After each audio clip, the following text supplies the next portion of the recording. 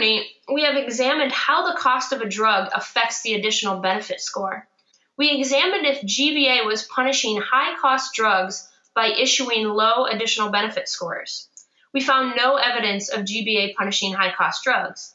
Actually, drugs that had a higher cost were more likely to receive a higher additional benefit score, which is indicating that the manufacturers are setting higher prices for more efficacious drugs. So GBA does not appear to be punishing drugs with a higher price tag.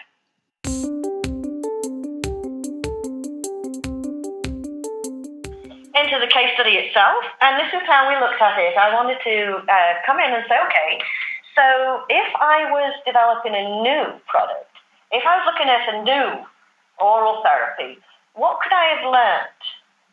What would be the questions that I would ask that would help me in terms of trying to gain reimbursement and market access for a new product?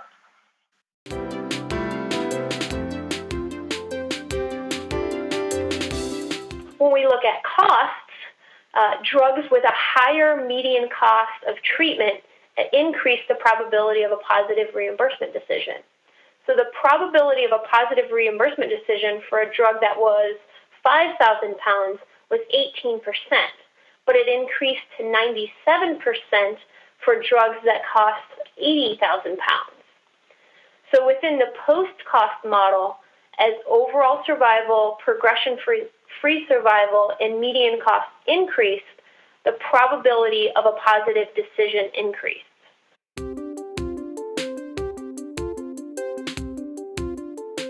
And we see here that the difference ranged widely between ERGs.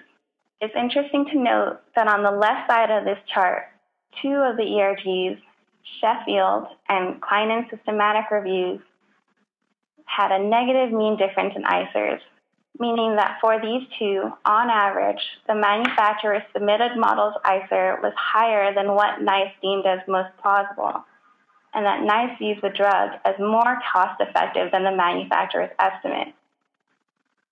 However, the confidence intervals are wide for these two ERGs, and the surprising finding could be because the most plausible ICER may have included a patient access scheme in some of their reviews, skewing the ICER to be less than the ratio submitted by the manufacturer.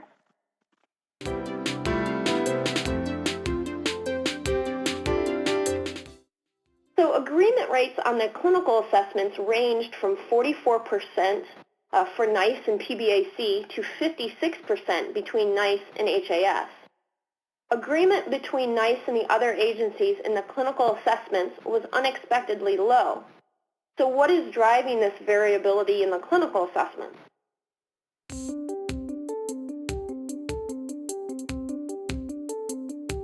We can also look at the ICERs in another way.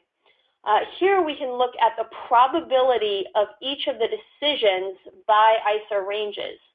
So the ICER ranges are on the x-axis, and the probability of a particular reimbursement decision is on the y.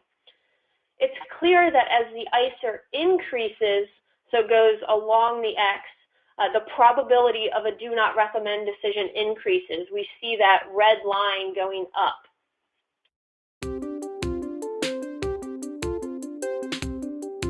Essentially what we did is we're taking a look at the time from EMA approval to the time of the reimbursement decision. So we matched the EMA label indication to the indication under review to ensure that we're comparing apples to apples here. And then we subtracted the EMA approval date from the date of the HTA decision to calculate that time to a reimbursement decision. We looked only at a few submissions, so we looked only at the first submission of the drug and indication so that drugs that were resubmitted or reassessed didn't actually skew the length of the decision. The bars on this bar chart represent the length in days between the EMA approval and the HTA reimbursement decision. The red line indicates the estimated time to reimbursement decision as reported by the HTA agency's guidelines and methods. And as you can see, and as the poll showed, you guys all believe that NICE has the longest time to a decision. And SMC actually, again, had the shortest time to the decision. The public was correct here. You guys are pretty smart. But interestingly, HAS had the shortest estimated time to a decision, around 90 days within their stated guidelines, but in actual practice, SMC ended up having the shortest time to a decision, which was around 244 days. Interestingly, again, is as you can see, the bars are all higher than the estimated line. So in all instances, in all agencies, the estimated time to a decision is actually a lot shorter than the actual time to a decision.